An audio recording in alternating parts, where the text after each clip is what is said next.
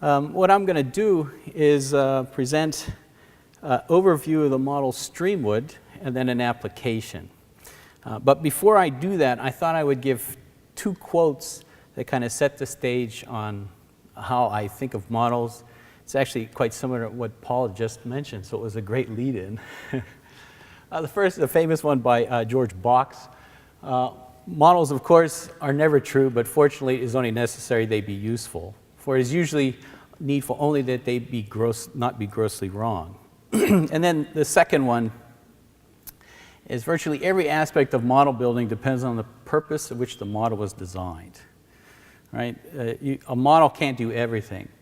OSU Streamwood was designed primarily to explore the long-term implications of various riparian management strategies on the standing stock of wood.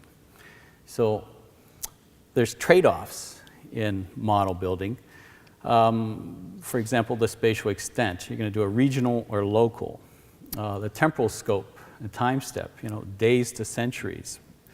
And also the level of detail, simple versus complex. So whatever your questions that are guiding you are going to guide the trade-offs that you choose. You could develop a model that does a stream, or you could do a model that could be applied to a more generic level.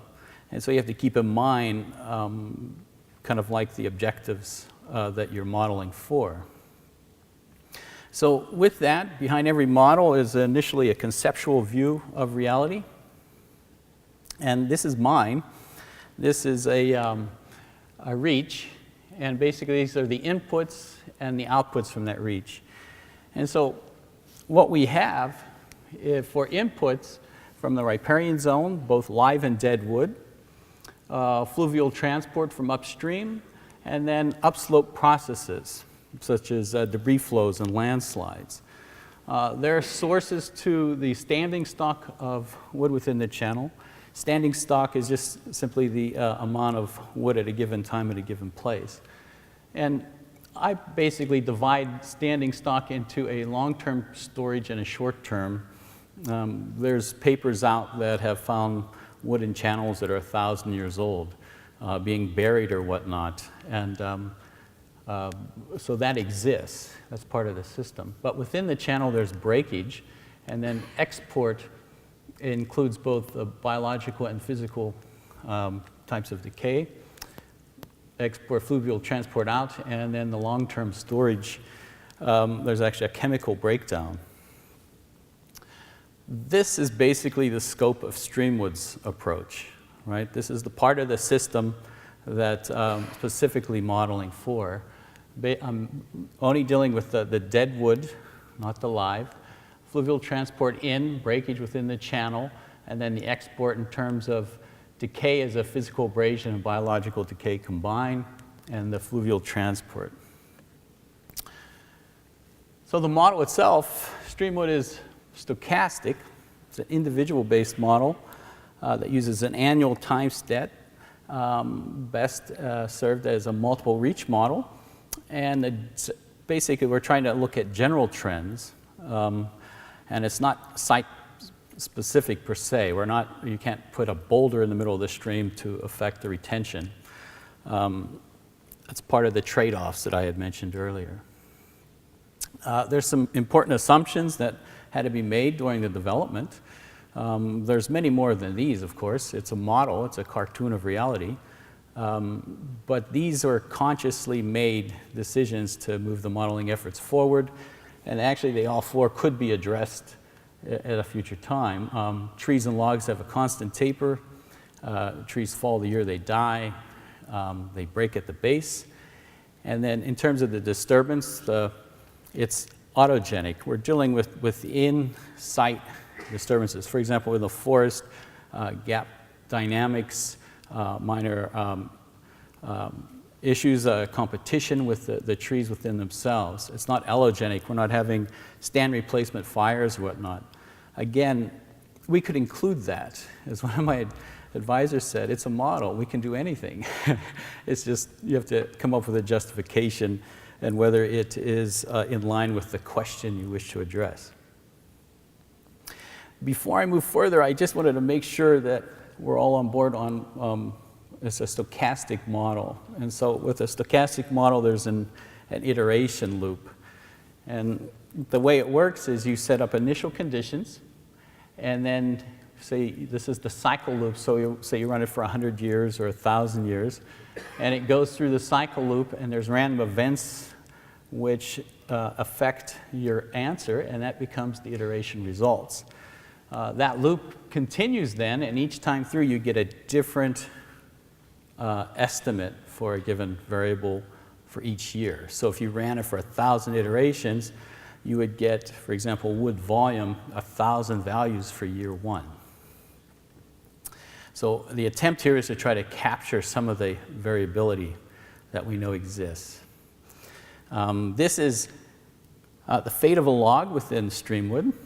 If you picture, there has been a tree that has fallen. I apply a tree entry breakage, and then this is the fate of the log, where it goes from an individual log. First, is it reach some arbitrary minimum size, and if it does, you ask if it breaks, and if it breaks, then it becomes a new log and you start over. If it doesn't, you ask, do you move? If it does move, is it out of the system? If not, then it's a decay is applied to it, and that's the end of that cycle. So that's an annual cycle for every log. It's an individual-based model. The model is designed to be flexible in 2 respects. Some of the algorithms were based on first principles, so that allows us to substitute when we get new information. And then the other thing is what we've put in, we have a lot of knobs that you can turn to test different assumptions. For example, this is what's used to predict the probability of movement for an individual piece. It's based on the flow, which is expressed in terms of recurrence interval, length to bankful width, percent of the piece outside of the channel, and the number of key pieces that it's local to it. So by switching one of the knobs, we can have a relatively retentive system here to one that essentially blows out all the logs every year. So that's one of the issues with Streamwood. Okay. So with that, I'd like to move on to an application. And the application, the one thing I wanted to say here is, okay, so one of the utility of the model is you do 2 simulations, you change exactly one thing, and you compare them, right? And it's what's the effect of that one thing you change. Well, what I'm doing here is the thing I'm changing is a different management prescription for the riparian zone. Compare that and then evaluate what's the relative effect on that on wood characteristics. So with that, this is the application that I'm going to share with you. Looks surprisingly familiar because Jeremy had presented it. It's the ODF's Ripstream study, which I think is a fantastic study. Glad to be a small part of it. These are the state sites. I've highlighted 3 here that I was going to show brief details on and then focus on one. And so what we're going to do is impose this management prescription on the riparian zone. These are the state prescriptions. And what it does is it divides the riparian zone into 3 subzones. The inner is a no-cut. The middle one is a limited entry. And then the outer zone, you have a little more latitude to extract. This is the basic study design. There's a upstream control and a treatment. And there's actually 4 plots that have been measured for trees. And then there's pre and post and post-post. So this is the diagram for a given plot. And what it is 170 feet by 500. and it's 5 parallel strips that are 100 feet wide. And within each of those, as those are 1/100th acre shrub subplots, it also includes seedlings, which we used for initial ingrowth. And what we had to do in order to do these simulations is we had to divide the riparian zone up into the management zones. And so these are the management zones, and the assignment of the shrub subplots, this went to the lower zone, the red go to the middle, and the green go to the upper. So within that were anything over 4.5 feet, I believe, is what went into the model. So this is a similar, well, this is the graph that Jeremy showed you. And just to reiterate, I'm going to show you the simulation is for this one. And what you see is there's very little difference in the management. So given that very little difference, you would expect you wouldn't see much difference in potential wood recruitment. So what we did is I coupled the model with Organon, FVS, and Zelig PNW. And I won't be reporting any of the FVS today. I applied it with Organon, and what I found is Organon might not be the best model for this purpose. And this is an example of that. This is simulation year and trees per hectare. This is the inner zone. It's alder dominated, which doesn't suit well to Organon. And what you see is that it basically dies out. Compared to Zelig, which has a seedling recruitment routine within it, it carries forward. And these types of analyses, to me, it's the long-term implications of what you humanly impose on the system and how that translates. Organon did a little better for the outer reach, which is more conifer dominated. But again, the limitation here is twofold. One is Organon is best to apply to stands under 120 years old. And second, you need some type of ingrowth or recruitment. So it just simply wasn't designed for this type of coupling. But it's a darn good model. So what I did do is I used Zelig, and these are the runs that were used. This is basal area simulation year. So I ran 200-year simulations. And this is the outer zone and the inner zone. So there's 3 zones on each side that were simulated. And what you see is they're very similar, slight difference.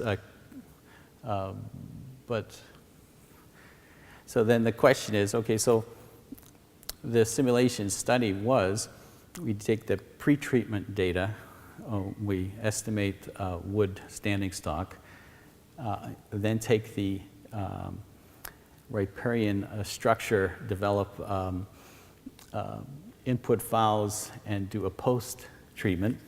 And as you would expect, there is not much difference. But there's a different way of looking at this. This is actually looking at the mean and one standard deviation. I prefer to look at it in terms of a box plot, because what you see is the minimum throughout the entire series is relatively the same.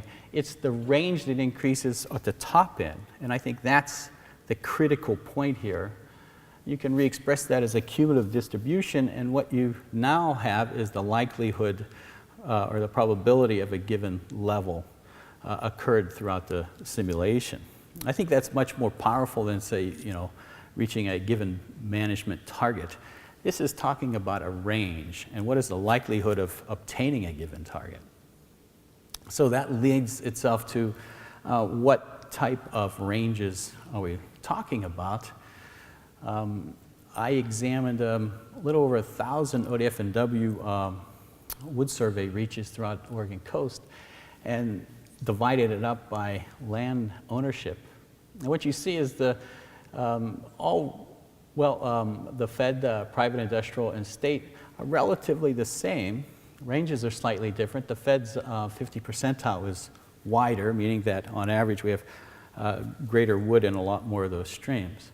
Now, Paul had just mentioned the Fox 2007 paper. The OWEB streams, whatever that was n equals 78. So I recreated that box plot. And you see the median was about 75. So if you take that median as a guide, it suggests that the Oregon coast streams are a bit wanting in wood. So summary, the idea was to try to simulate the management effect. Do 2 simulations, change exactly one thing, and then compare it. What we found with the state forest implementation, at least on that site there, is it's a perfectly suitable management scheme to promote wood through time. And there's a range of possible stocks from a given management regime, not just one target. And so I think we have to look at it more as a collective probability of achieving that, given the distribution. And that's basically managing for a range, not a target. So people that have funded this work, version 1 was my PhD thesis, funded through H.J. Andrews. And then I went to New Zealand and did a New Zealand version, and then recently to import the 3 forest models was funded through NOAA. Lots of people involved. This is a short list. And with that, I'd be happy to take questions.